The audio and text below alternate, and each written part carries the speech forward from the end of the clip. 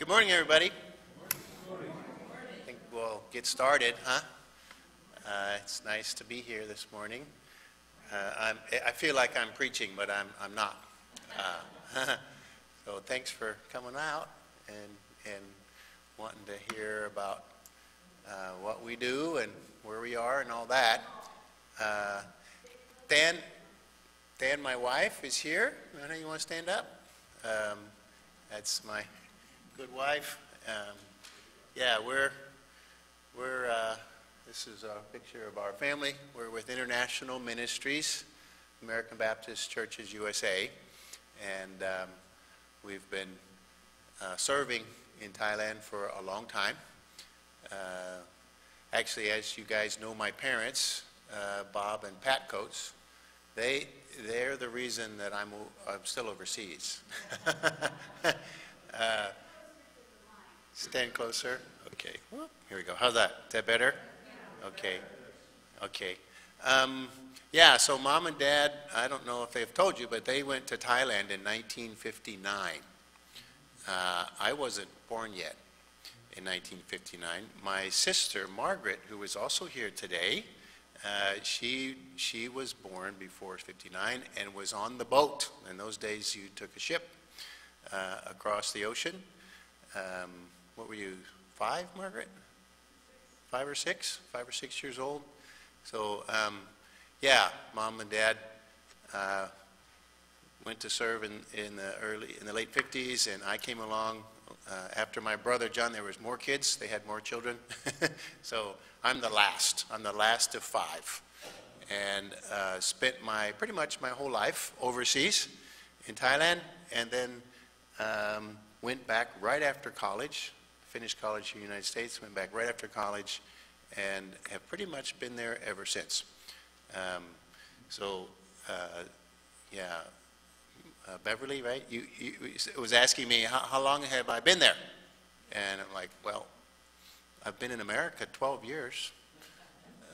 So yeah, it's a long time overseas. So it's pretty much home. Dan is Thai, and Dan and I met in the late 80s, and we've been married a long time now. We got 3 grown kids. Here they are. They're good kids. They're here in America, so we want to come often because they've all left home now. Things are changing in our life this year. We've had a lot of transition, and that's, some of you have heard me speak before, but today I thought I'd share a bit about what's an update of our work and our lives. We're having some great transition in our family. The one that takes up a lot of the screen on the right there, he's Sam. He's our youngest. He graduates from college in a couple of weeks, and then the next month he's getting married. So he's being very nice to us. He just said, well, one trip, you come here, you come to graduation. He'll get married right after that, and we'll all be set. So yeah, actually our other son, I'm not sure I can make it go back, can I? There we go. The one in the glasses, he is also graduating from college the same day, and not in the same state, not in the same country, but a different state. So Sammy's in Virginia and Silas is in Texas. So we'll split up and go to their graduations in a couple weeks. So yeah, we're excited about that. Silas decided to do 2 degrees and finished in 5 years, and Sammy's going to finish in 4 years like normal. So we live in Chiang Rai, Thailand. Mom and Dad went to Thailand in their mission work, when they went over in the late 50s. But I'd never really spent any time in Chiang Rai. That's another part of the country that I hadn't been in. So I didn't go to Chiang Rai until 85. And that's the same year Dan moved to Chiang Rai. She was from another part of Thailand. And so we both moved to the city in the same time, and we ended up meeting, 5 years later, and then, yeah, history, the history of that kind of stuff. Yeah, there was a spark. So yeah, that blue line, I don't know if you can see it, there's a blue line that runs through the map there. the northern part of that blue line is in the country of China, and that's the Mekong River. So that flows from the north in China and flows all the way down past Thailand. It borders Thailand very briefly, and then it goes down into the Mekong Delta. I have a brother who's a missionary, and he lives very close to the same river, but he's in Cambodia. So Brother John, I don't know if some of you may have met him. He and his wife Debbie are serving in Cambodia, but they're pretty close to the same river. So that's where we are, and that's what the river looks like up where we are. When you get down in the south on the plains, it looks a lot like the Mississippi. It's just very, very big. But up in the mountains where we are, it looks pretty small. But it's not small. It's a very deep and powerful river. But it's a beautiful area. Up in the mountains where we are in northern Thailand, the mountainous area sort of connects everything together. So Laos and Burma and Thailand are all kind of connected with this river flowing through the middle of it. And it's, Dan says, it's not just a few mountains. It's range after range of mountain. And and the roads are tiny, and you're winding up and down through the mountains to get to places. So it's really quite beautiful. In that area that we live in, people are Buddhists. These are Buddhist monks going through the city of Chiang Rai where we live. But there are also many tribal people. This is a picture of one of the tribal groups, the Lawa people. And this is some more pictures of people. That picture was Karen. These people are ethnic people in Vietnam. Actually, we were with our family in Vietnam last year. This is Akha. The people in red there are women. I think they're in Shan outfits, and they're Burmese women. This is a picture from Burma. These are Akha people, and Hmong. We just, the people go on and on. There's many, many ethnic minority people who have their own culture, their own tradition, their own dress, their own language. It's really, really a diverse place, extremely diverse. This woman is Shan. I don't know if you've ever heard of that people group, but there's just, we have our lowland culture. You hear of Thailand, you hear of Burma, so, Thai, that's the language of Thailand, and Burmese, the language of Burma. Well, there's about 100 other languages as well, and cultures that are all mixed in there. So just to share a little bit about our calling, like I said, we've been serving in Thailand for over 30 years. It's been a long time. Mom and Dad's youngest kid has been serving since 1985. So it's almost 35 years. So it's been a long time. But in all of the time that I've served in Thailand, I've realized that there are many, many capable people. People who have passion, people who have a calling to serve the Lord. So, and they're becoming educated, they're becoming skilled, they're finishing Bible school, they're having trade skills. They're wonderful people. And as over the years, as I've become very close friends to some of these people, actually many of these people, we realized that we really should be in the back, so not in the driver's seat. We should be not backseat drivers, but encouragers, people who come alongside those who are serving and come alongside those who have a calling to serve the Lord. What really gets me excited now is to watch young people who are coming out of their training and their education, and they're thinking, well, I love the Lord and I want to serve Him somehow. How should I do that? And then if they, they come around and they visit and they chat with Dan and I, and we start helping them, kind of like coaching, coaching them along as they try to figure out what they want to do. And so that's for the Golden Triangle, which is what we call the area that we live in. We've come alongside several organizations and the people that work in those organizations, as well as many other individuals to come along. So we've been helping. There's a list. You probably can't see that too well, but there's a list of about 5 organizations. We're local foundations. They're all started and managed and run by nationals. And we come alongside them. We encourage them. We support them any way we can to help them to do their ministries better. And each foundation or each ministry is quite unique. So that's kind of what we've been doing. But we've been doing that based out of Chiang Rai. But of course, if you can see that on the map, the yellow is Thailand, and just above it is a light green. That's Burma.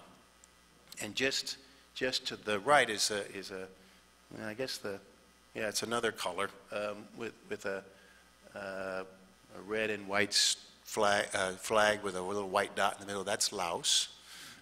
So we're very close to the three countries. We're only 40 miles from the Lao border, 40 miles from the Burma border.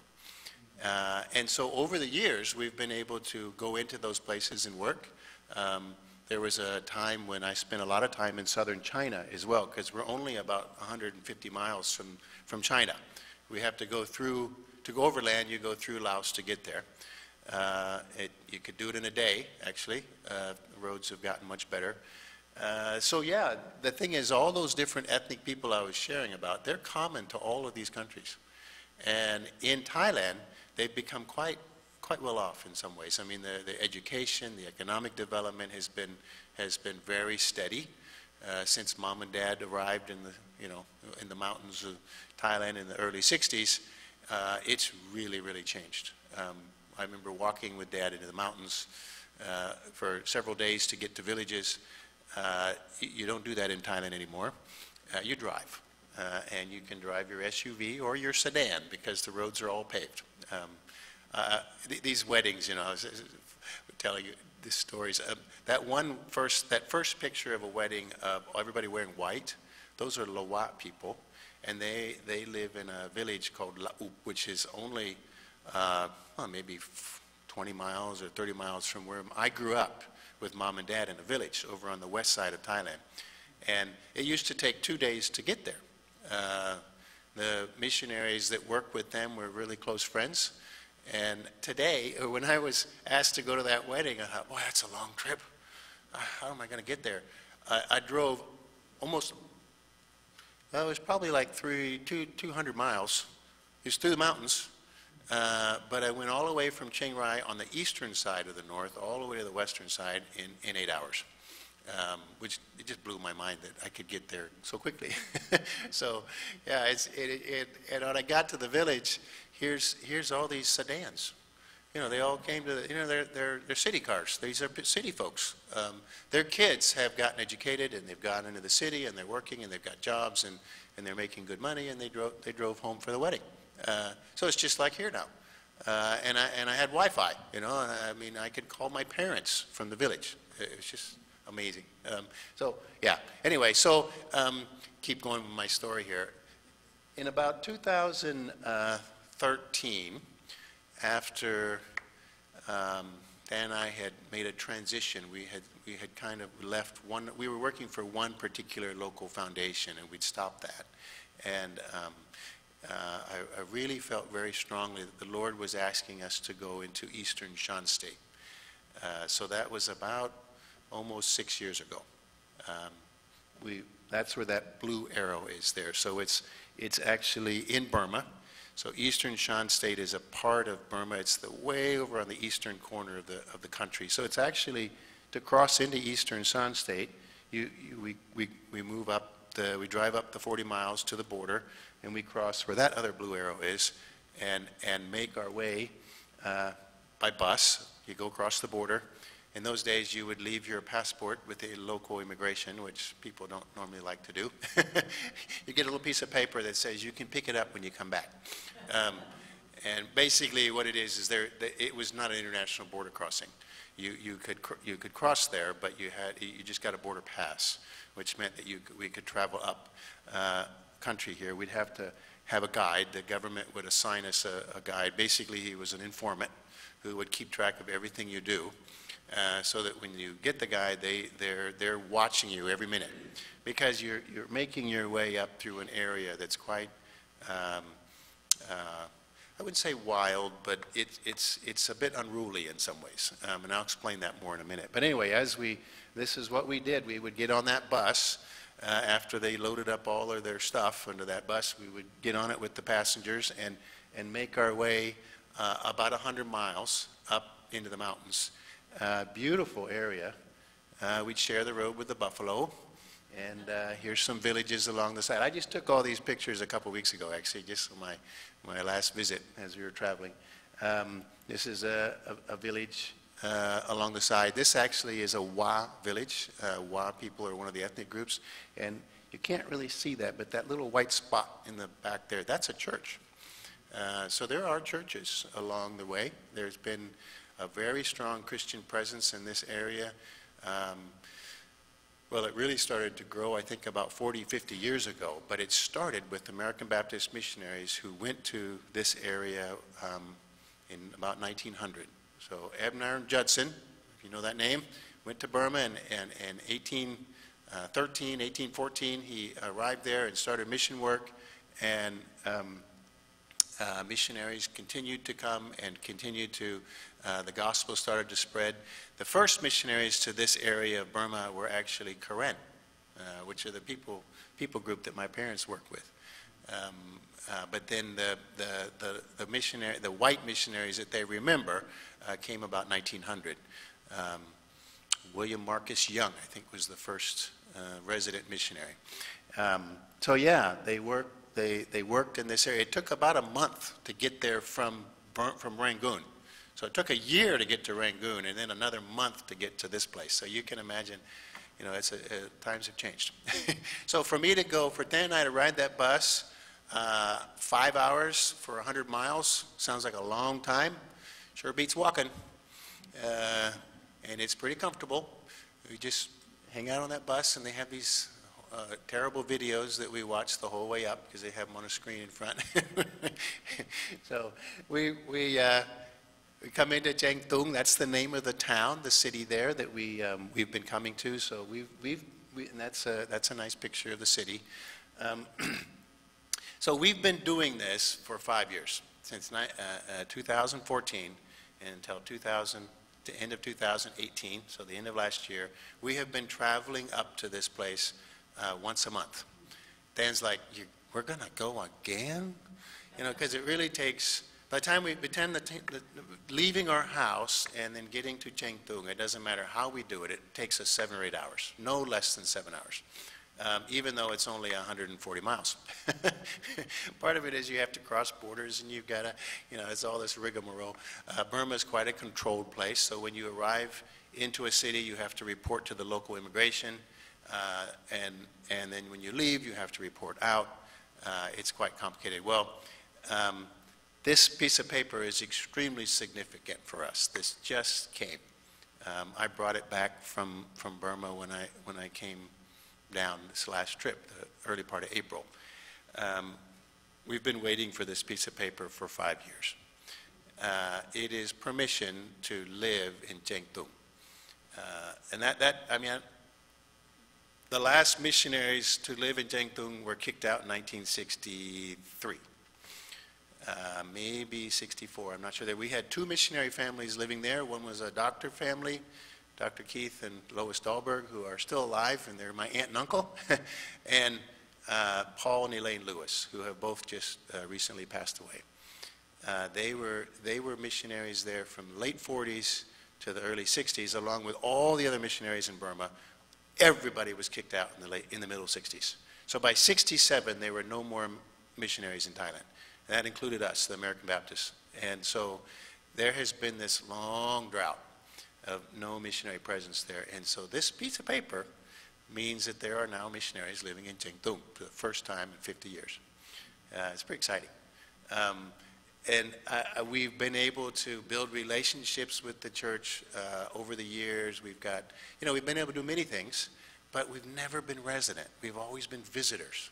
We've always had to come and go. We come and we stay in the hotel. The guide's watching us. He's got to keep track of us. We did get the permission actually late December. We didn't get the piece of paper until 3 weeks ago, but when we got the permission, I went the last time we were getting moved in and everything, and we went into the city, and I went over to the local security office, you know, and I gave him my papers, and the guy looks at me and says, "What do I do with this?" I'm like, "I think I'm reporting in." He says, "Yeah, but I don't know how to do it. We don't have people, you're not in a hotel. So, you know, his little charts and everything was all, he had to pull a book out of the wall that had the list of all the hotels in town. And like, yeah, well, our house is, I said, look out the window. Our house is right there. You were right down the street from the immigration office. He's like, great, that's very helpful, but I don't know how to report you in. Because he said, come back tomorrow and talk to my boss. So, I mean, it's such a new thing for these folks to try and figure out how to do this. But it was their bosses that gave us permission. So it's really exciting. So, yeah, so we went, and the reason that this happened, just to tell you, I mean, it really isn't something Dan and I did. We continued for 5 years to ask and find out what the process was. But in the whole time we were doing that, we were making friends, and we were helping local ministries and local organizations. Well, there's this one organization, this woman here, Nang Vo Pat. Vo means Lily in Shan, and Pat is Thursday, so she's named Lily, born on Thursday. She's a very sweet lady. She's Buddhist. Her organization is Buddhist. She founded a local organization to help stop trafficking and help to reduce the risk to migration of young girls who are leaving that area of Burma to go to Thailand. We became friends very quickly back in 2014, and ever since then, you know, she comes across the border to Thailand for meetings. She'd stay with us. We would come up to Cheng Tung and visit, and we would go into the office and help where we could. We helped to facilitate some cross-border stuff. We brought some farmers to come down and learn about agriculture in Thailand. And you know, over the years, she said, you know what, if you want to come and live here, I'll help you. I'm like, great. You know, I've talked to everybody about this. She offered. The local church is actually quite large and quite strong, but the church was not able to get us permission to live there. But she was. So she, with her registration of her organization, stuck her neck out and really took a risk by helping us with the paperwork to get permission to live there. So now we're locals. There's Dan in the market. That's our supermarket. That's our Walmart, I guess you'd say. It's really fun. You walk through that market and you hear 10 different languages. You know, Burmese, you hear Shan, you hear Akha, Lahu, and Wa, and many languages that we don't even know. Just amazing little international place. And I was riding my bicycle the other day, and I thought, oh, this would be a nice picture people might want to see. I had to get around the cows to go down the street there. And here's Dan in front of our new little place that we're staying in, washing clothes. We don't have a washing machine, obviously. And somebody asked me, do we have electricity? Yep. When it comes on, we have electricity. Our house is all wired for it. Looks very nice, very modern. They're ready for electricity. But right now, in the dry season, when it's very, very hot, and the electrical system is all based on hydroelectric plant. So it's a little stream near the town. Electricity has to go off during the day. So when it's really hot and you want a fan to get it cooled off, get a fan. Yeah, you have to do it by hand because electricity is off all day, but it's on at night, which is nice. So people, I think the idea is so people can have lights in their homes in the evening and then be able to do their business in the morning before they head off to their work. But anyway, so I wanted to share a little bit about some stories of people that we were working with, so you get an idea of what's happening and you know, just some things of encouragement, really, and how Dan and I try to come alongside these folks. So this man here, his name is Yako. Yako is Jacob, actually. That's what that means in Lahu. He's a Lahu man. He's had a calling or a passion to reach his people, the Lahu, in a particular small area. He's got 4 villages that he just felt like the Lord said, you got to go work with those people. Lahu, along with the other ethnic groups, they actually represent many smaller groups. So there are many Christians among the Lahu. In Thailand, they would say 80% of the Lahu people are already Christian. Isn't that amazing? And in Burma, I counted up roughly 600 Lahu churches in Burma. So there are a lot of Christian Lahu people already. But he represents a small group of Lahu called the Lahu Shela, and very few of them are Christian. Maybe 5 villages in the whole country of Thailand are Christian, and so he really wants to reach these villages that are not. So he's been talking about this for years, and he's trying to figure out how can I go down there and do this ministry. And so Dan and I, met with him several times. We got his pastor and a group of other Christians, about 5 or 6 people, to sit down with him on a regular basis and pray with him throughout 2018. And then in January, he did it. He made the move. He took off and became a missionary to these people. In March, or late, I think this might have been April already, he came back up from those villages, and he brought these 2 people. You can see that's me on the right, in case you can't tell which one's the white guy. And then that's Yako, Pastor Yako on the left, and the 2 in the middle, the fellow with the green hat and the woman there, they're 2 people who came from 2 of the villages that he's been working in. And the man with the green hat has been a shaman all his life. That's the spirit doctor. That's the guy who does all the priest work to keep the spirits from attacking their village, to appease the spirits. And everything that ethnic people in the mountains do is around their fear of spirits. So they're animists. And this guy's pretty key.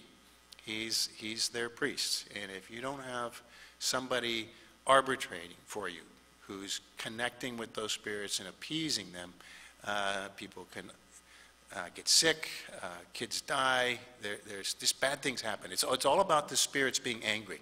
That's how they live their lives.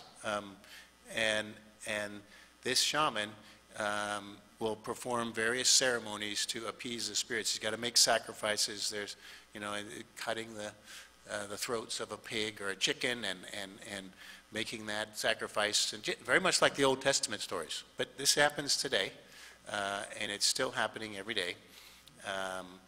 There's a little bit of cash involved these days. They're getting quite modern.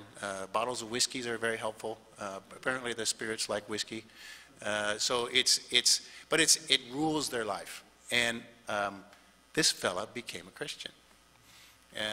So I was so pleased to sit and chat with him, because Yako has talked about him sometime, and when he brought him back up to visit, I was chatting with him and asked him how this was. He says, yeah, it's changed my life. I said, so you don't do any of that shaman work anymore? He says, nope. And I said, well, what are the people going to do? They don't have you to appease the spirits. And he says, yeah, too bad. They're kind of stuck. They can find another shaman. They can find somebody else. But then I said, well, what do you think will happen in your village? He says, my whole village will become Christian soon. He knows they will. He says, it just takes Yako to be with us, because he's brought the gospel and people are interested. Many people are interested. They've just been waiting. And they've lived their lives in fear, and they've gone through this tradition for many, many generations of having to worship these spirits that they don't like. They know the spirits don't like them, and they don't like the spirits. They're afraid of them. But when they have this faith in God, it's amazing, because it's a Holy Spirit who loves them. Completely turns their lives around. It's just an incredible story. And this has happened in our part of the world for 100 years. And that's a little bit of the history behind why Emner and Judson finally saw success among the ethnic people, because they saw the gospel completely changed their lives and answered, a problem. Their situation has always been around fear and living in fear of those spirits, and suddenly all these people are freed. So that's why so many of the Karen that come to America are Christians, because the gospel really has power for them, and the stories are amazing. So I got lots and lots of stories. I'm sure I'll put you all to sleep if I keep going forever, but just to try to share a little bit more, some little different aspects of some of the work we do. This is, there's a foundation that Dan and I have come alongside and helped, and it's really just a couple of women, Christian ladies who are Akha, who try to empower both young people and young women to get out of their circumstances. And it involves organizing meetings, and sometimes Misal, the woman that we work with, she makes me sit there with them and talk and share and lead different meetings and discussions and Bible studies and things like that. And then we go to communities and we meet with different groups. This picture you might find interesting. It's in a village that's right on the border between Laos and Burma and Thailand. So right next to where Dan and I cross into Burma every time we cross the border. That mountain, underneath that mountain is a very large cave. So those boys, the 13 young soccer boys who you saw in the news every day for, what was it, weeks and weeks as they were being rescued, they were underneath that mountain right there. So this village is right next door. And it may not have been that meeting. We had it around the same time, though. We were seeing all these rescue people going around, and these guys were coming up out of the mountains and in their trucks, and they're all muddy. And we said, "You find them yet?" Nope, haven't found them yet. They were hoping the boys could have made their way out through some passageways in the cave up into this area where those hills are. But they were obviously trapped. So we have become famous in our area around the world because of that event. And it's pretty exciting. This group of women is an interesting story because Misal, if I can get a little pointer to work here. Misal is this woman here. She's the woman that started this ministry. She's a very close friend, but these are people she knew when Dan and she were young. So Dan and Misal were good friends when they were in their 20s. They still are, obviously. We're still working with them. But these are the first generation of Akha women who have had an opportunity to get educated. And they were telling us stories. This group of women are actually very successful. Some of them drove to this meeting in their SUVs. So after 20, 30 years of being businesswomen and working, and they've become very successful and sitting around and telling us their story. And they started to cry. And they said, "Do you know that when I was a little girl, my parents told me I could not go to school? My brother could. I couldn't. They said, no, you stay home and wash the clothes. You stay home, take care of the farm. Girls don't need to get educated." And then, then the parents said, "Well, it would be really good if you could make some income for us, so go on to the city and find a job." Well, uneducated, don't speak Thai, tribal, illiterate girls going into the city, what happens? Nobody speaks Akha in the city. They're Thai people. They're local businesses. And so these are hillbilly girls going into the city. Who's going to take them on for work? Local restaurants, local bars. And then it just, that's how it goes. That's the whole trafficking thing. That's where it comes from. It comes from a mentality from our villages. So yeah, are there traffickers? Yes. But are they the ones that are perpetrating this problem? No, it's the communities and their culture, because they don't allow their young women to be educated and be a breadwinner or a contributing member of their community on an equal basis, and they're given a guilt trip if they don't leave and go find money for them. So young women are going into the city and they're doing it out of duty to find money for their families. When these ladies are finding a lot more money for their families than they would have if they didn't get educated. So it's, they're showing that, look, if I'm educated, I can be successful and I can turn my community around. So these guys were all fired up. They said, we're going to change our society. We're going to do it from our village, and we're going to change it to the next village, and the next village, and the next village. And so these are the change agents that we are excited about, because, you pull them together and you start talking about what you can do. They're like, yeah, let's do this. Let's change our world.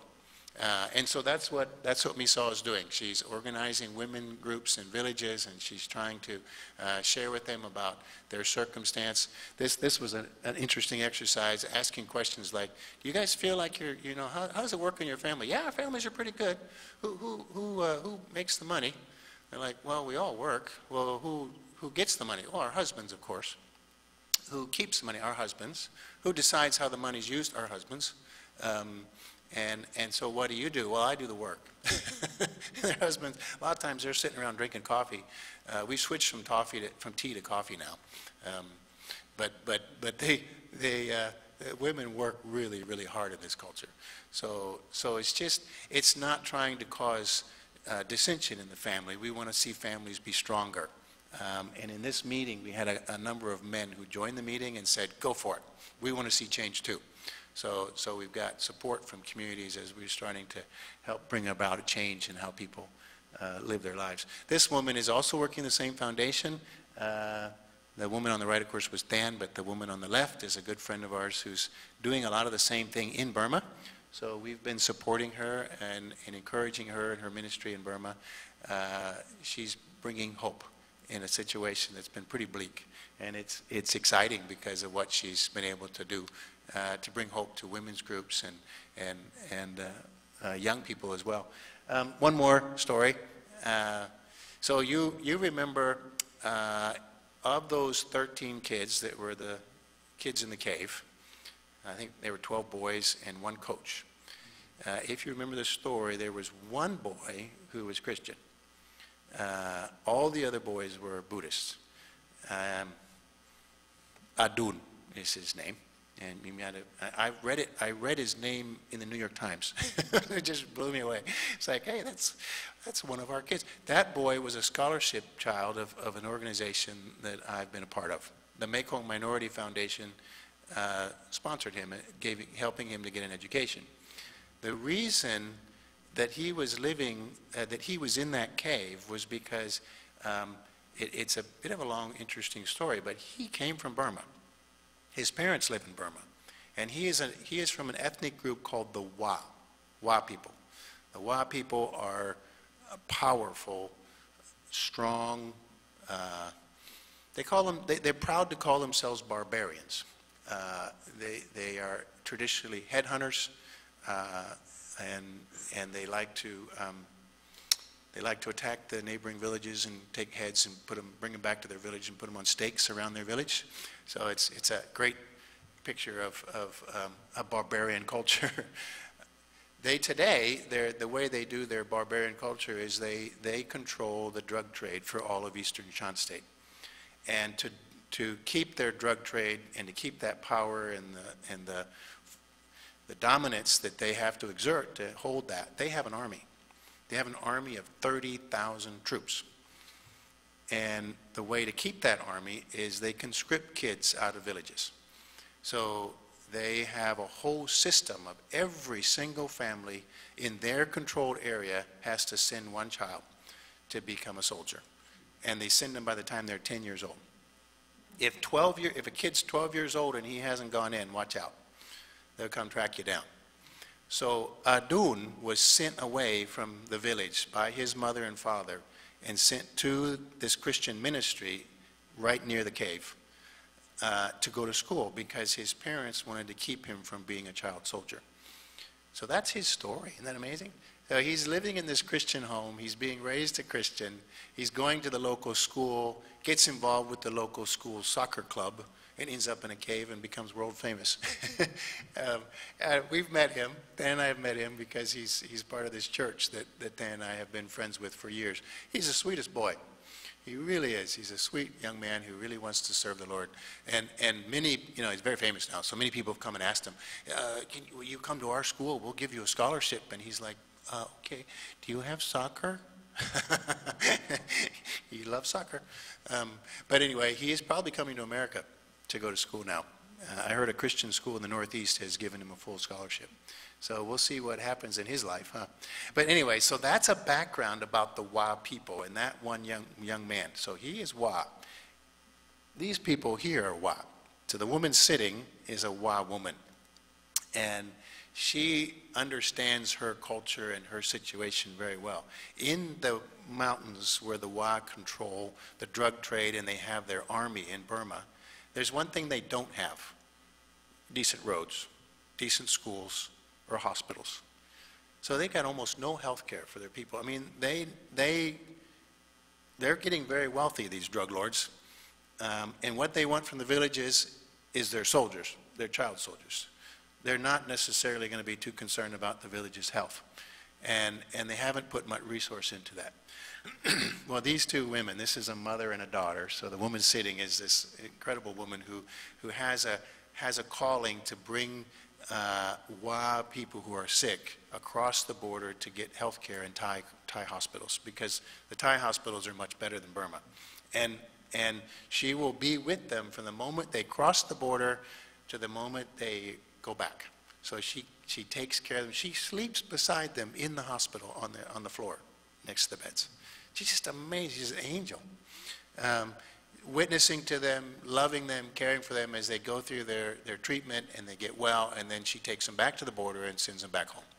And then, of course, she'll cross the border into Burma and go visit them in their homes later. The Wa soldiers like her. She's really got, she's been able to go all the way up to the headquarters of the drug lords because they know that she's just, she's an angel. She's just incredible. We have many funny stories about some of the things that she's done. But her daughter, oh, there we go. There's a picture. That shows you a little bit about where the situation here. So that yellow, see the yellow there, that's the area in eastern Shan State that's controlled by the drug lords. So all of these little areas here are drug lord controlled areas. So where we cross is right here, whoop, and we go up that little road to Chengtung. So we're kind of right in the middle between all these militias and their armies. Is it scary? We don't think about it. It's not scary. It's fine. If you think about it, it's scary.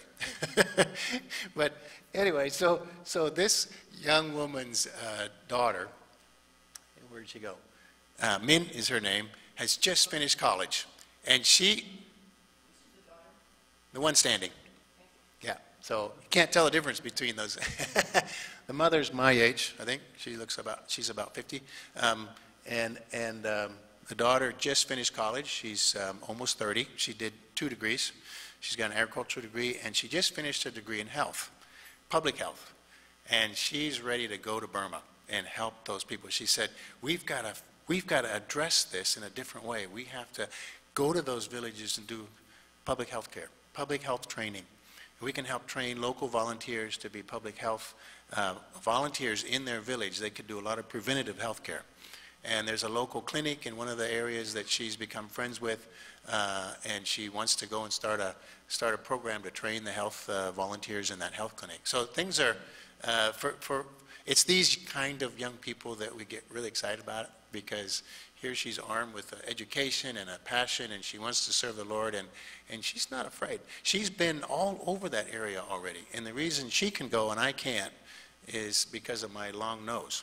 I've got the wrong skin color, and I don't fit. But she can pass off as a local. She speaks the local language. She's Wa herself. Her mother is Wa. She's Wa, and she also is fluent in Lahu because her father is a Lahu. So it's like perfect. The Lord gives them, what they need in terms of the language, the culture, the ability. Here she's got this education, so she's ready to serve, and so it's these kind of people that Dan and I come around and want to support and encourage. So when we get back, she starts work June 1st. So we're pretty excited about what's going to happen. She doesn't even have to use a visa to cross the border because she has her relatives are vouching for her. Her grandfather lives in Burma because her relatives moved down from from Burma years ago. So there you go. That's one of the last story. So in summary, this is what we do. We come alongside. We serve and we love and we encourage and just try to help bring hope to a society in Eastern Shan State that hasn't had hope for a long time. It's exciting to see people of passion and capacity who want to do something about it. So that's why we're there, is to encourage and support and see if we can, the Lord can use us to bring change. So there you go. I won't tell that last story. So what are we going to do in the future? We're going to live in Eastern Shan State. That's our goal. And now we have that piece of paper that says we can. So, except if you talk to my wife, she might give you a little different version. It's you know how it is. The guy says things and the wife decides whether that actually happens or not. But so she's been going with me all the time. But I think Dan needs a little more time to get used to the idea of actually living there. But we've set up a home, and we're pleased to be there. We also have a temporary place in Thailand that we're living in now that we can always escape to if we need to. So we'd like to see spiritual awakening, and it's starting to happen. And social change, just transformation in society in every area. So, yeah. Thank you. Thank you. So, yeah. How about if we have some questions?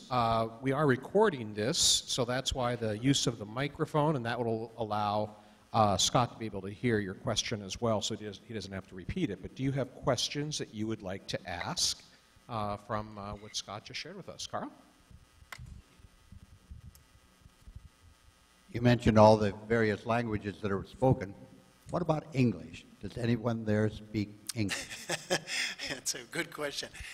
In Burma, they were colonized by the British. They have some of the best, clearest English around. Interestingly, Thailand is much more developed than Burma, and education is much better.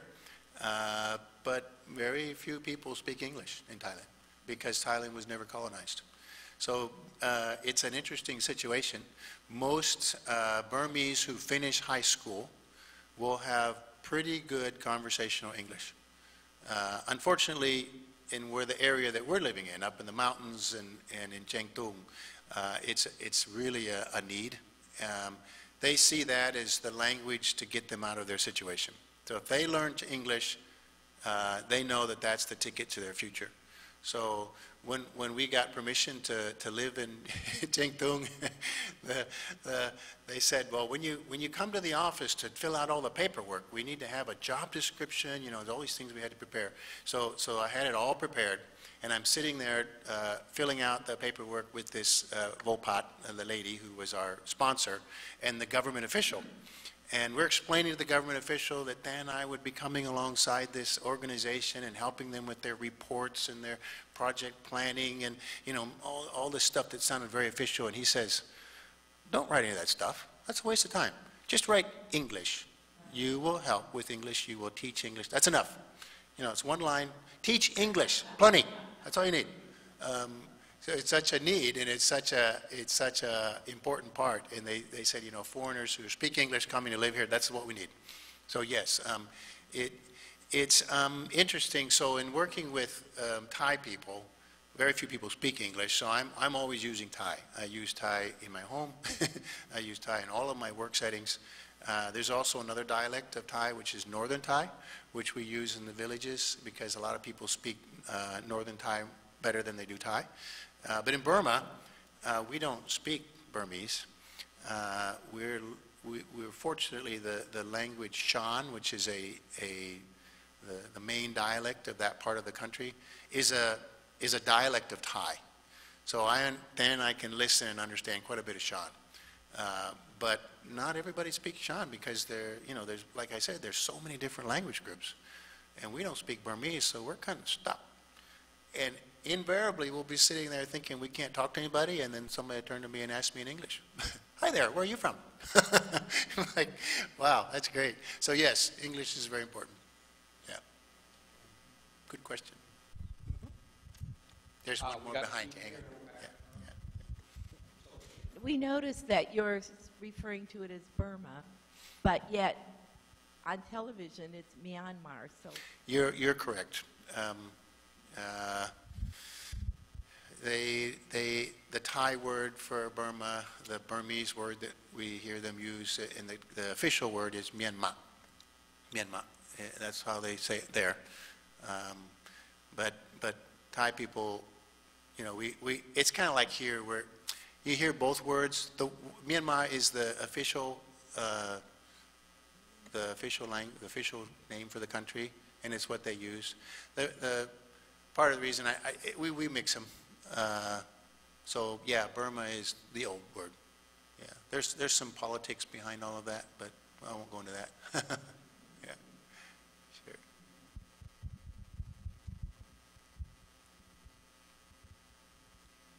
You're Baptist, right?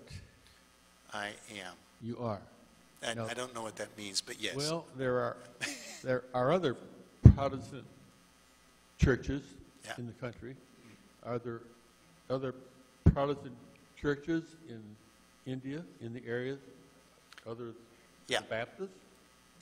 And I if there are, is there interaction? Is there interactive? Okay, good question. Good question. So there are many different groups, Protestant groups as well as Catholic groups in both Burma and Thailand.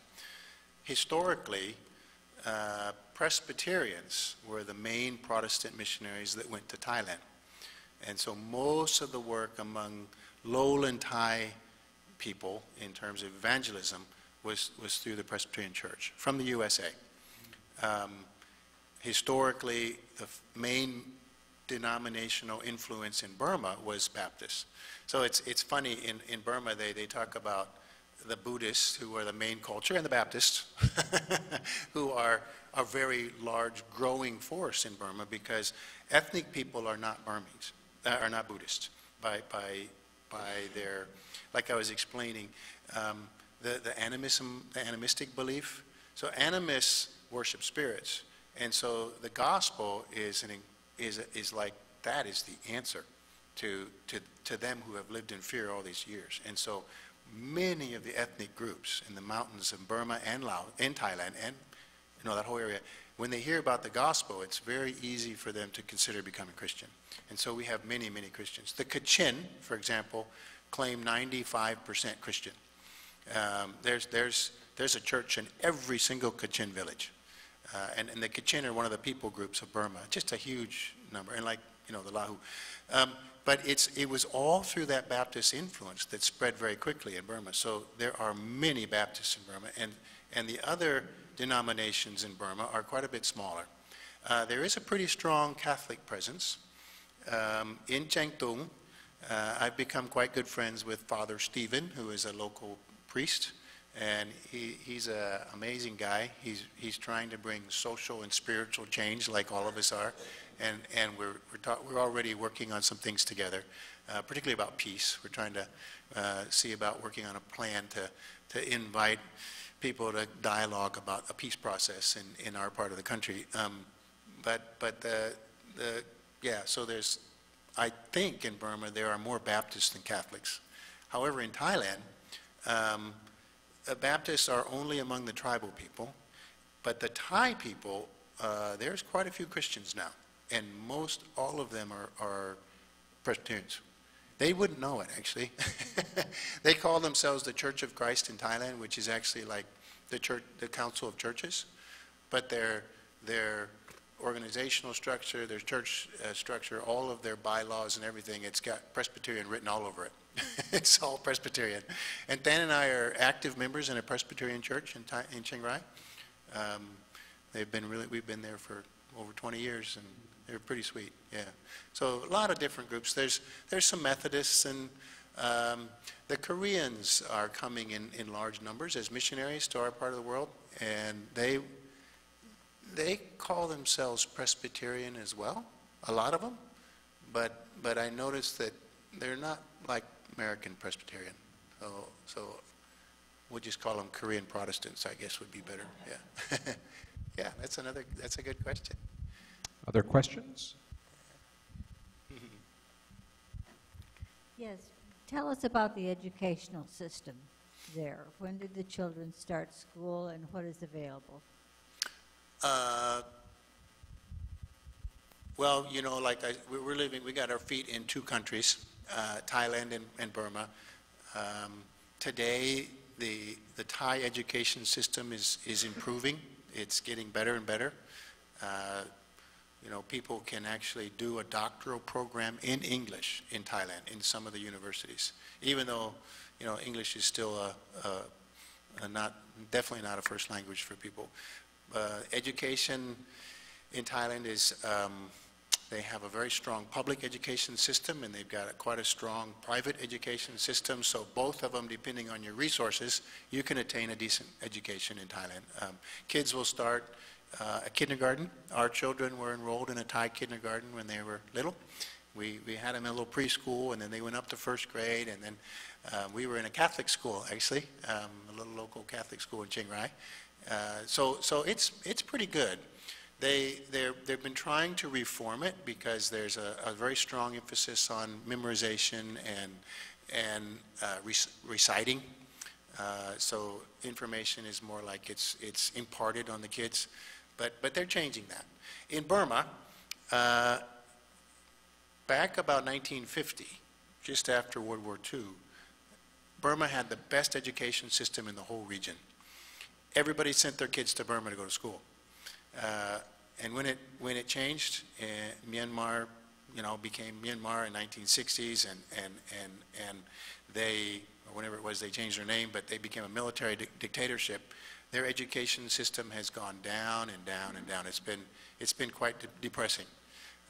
So now the public education system is very, very poor. They have a system where kids are supposed to be able to get a free education until 10th grade in the public schools. But they call it, it's a British system, so 10th standard. They take a 10th standard exam, and if they don't pass that, there's no future for them in education. They're done.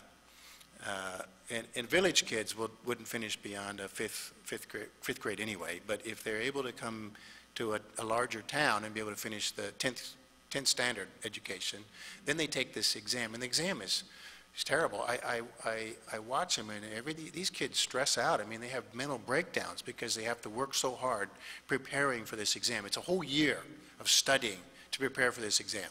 And I've met people who've taken it 5 times and they've never passed. And if you don't pass, that's it, no more education. That's just the way the system in Burma works. And so what people have to do is they have to pay for tutors to teach their children so that they'll pass that 10th standard exam. And they'll pay a lot of money. Education in Burma is supposed to be free, but it's more expensive than Thailand. I'm really surprised at how the system is so broken. So they're trying. You know, we're hearing of change. We're hearing of some good things that are starting to happen. The UN agencies are coming in. UNICEF has started a program with the education department in Burma to try and reform their system, but it's got a long ways to go. It's a mess. Yeah. It's a good question. Good questions. Okay, other question? Bruce?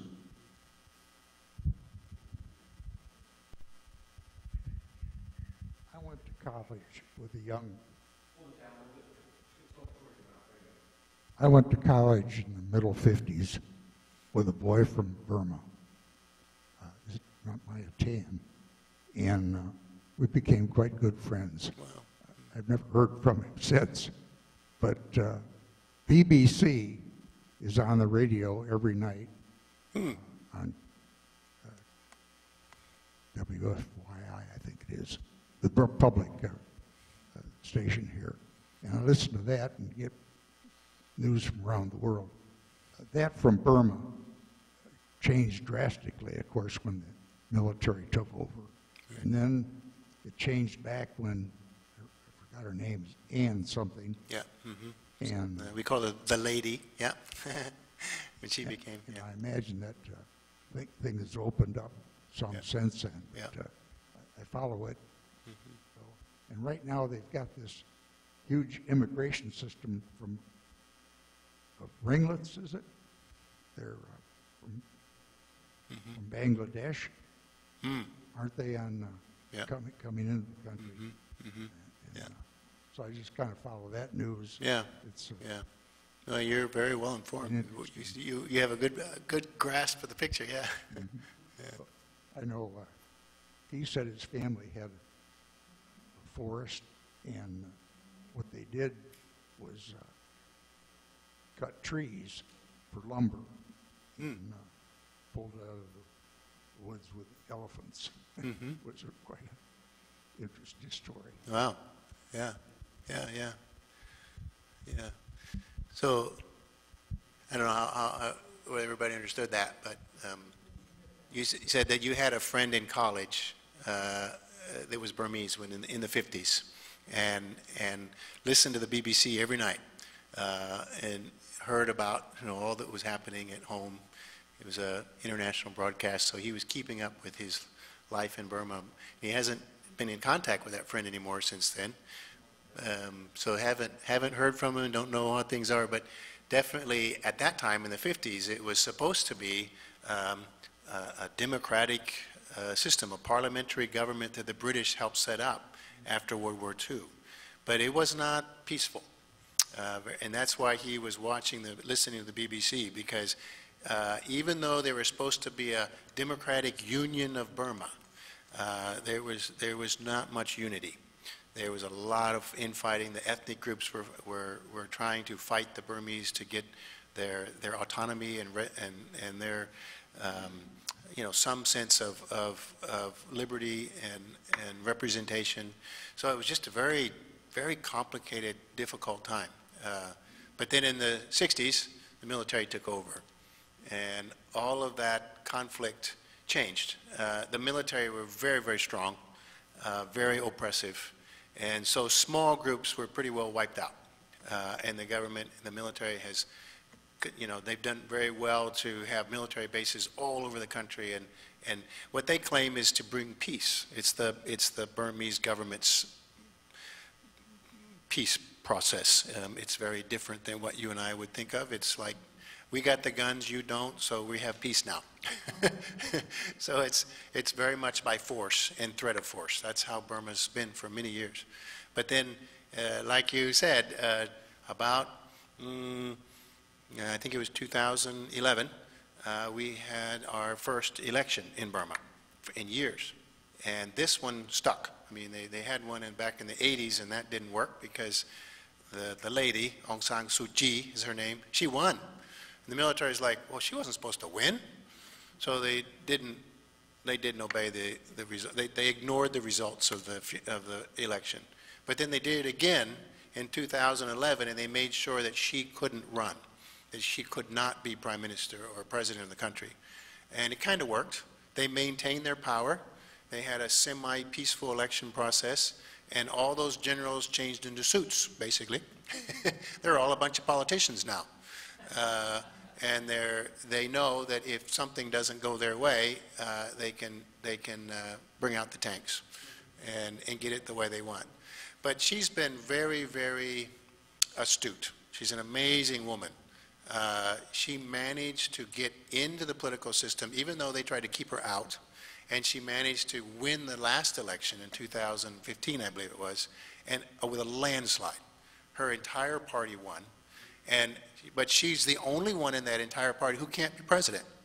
But everybody knows that she's the most powerful and the most influential person. So she is what they call the de facto leader. We have a president, we have a parliament, we have all this stuff. The head of all that is her, where she has, she's called counselor, something like advisor, but she makes all the decisions. She's like the head of the cabinet and everything. So it's an interesting situation. So things really have opened up. You're exactly right. Myanmar has changed phenomenally. I just read, I think it was late last year, I read a report that the GDP of Burma has tripled in the last 5 years. Tripled. So that's amazing. That's incredible, where it has done nothing but go down, down, down for years. So when the economy has opened up, they've provided some freedom, people are excited, they're ready, they want to change, they want to see their economy grow. So it really is changing. There's also a lot of bad stuff happening.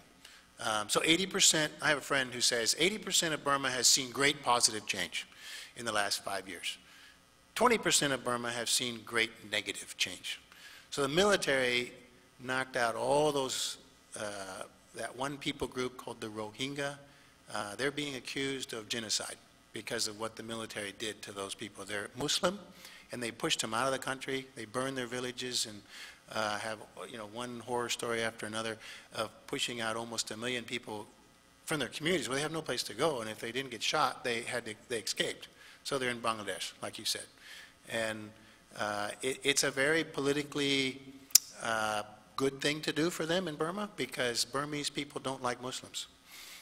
They're Buddhist, and so when the government and the military pushed them all out, they said, well, good for them. They don't belong anyway. But they have no place to go. And, they have families, and they live in their communities. They're just like us. And yet they have been persecuted because of being Muslim, essentially. So it's a mess. And there's a lot of other messy things going on. But it's, it's the way it is, life and progress. There's always good things that happen and then bad things that come along with it.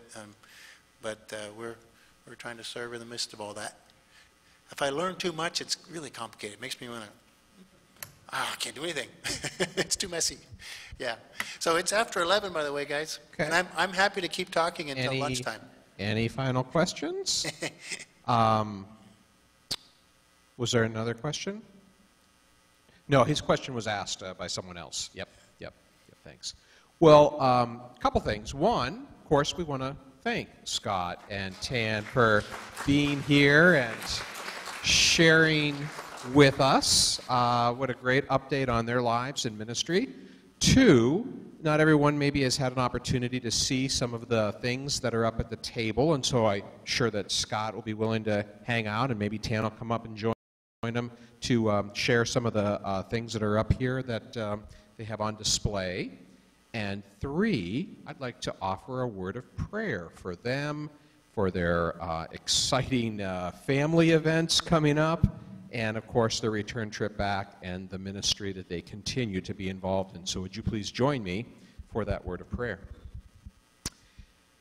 Gracious God, our Heavenly Father, we are so thankful for this time in which we can be informed and encouraged and enlightened on what things have been taking place in Scott and Tan Coates' lives and in the lives of their children, and in the ministry, Lord, that they have been a part of for these 30-plus years. Lord, the work of the gospel, we know, is the work that your Son came to establish and to make possible through his sacrifice, death, and now glorious resurrection that we celebrate in this Easter season. And we know that he passed that work on to his disciples to go and make disciples of all nations, and that work continues through your church, through your people. Thank you, Lord, for the Spirit that has accompanied Scott and Tan through their ministry these many years, and for the work that you're allowing them to do in encouraging the witnessing of others, the ethnic churches that are a part of this work, and just being a part of the gospel, Lord, in the areas of Thailand and Burma and other places in Southeast Asia. We ask that your Spirit would continue to accompany your word and the witness of others, that more and more people might come to know Jesus through this work. And we pray that you would bless Scott and Tan in their visit here to the United States. How great that Bob and Pat can be reunited with them again here. And bless their travels as they share this update in their ministry with other churches within the Baptist community and others throughout the United States. Bless their children who are having exciting new chapters in their lives with graduations and weddings. And Lord, just bless their time together, and may their fellowship be enriched. Keep them all safe. And when the time comes that Scott and Tan return to Burma, Lord, and to Myanmar, we pray that your blessings of mercies of traveling would be with them, and that they would continue to feel your presence, know your peace, and experience many more years of active ministry of the gospel for the people that you have placed in their lives. These things we pray in Jesus' name as we commend ourselves to your care. Amen.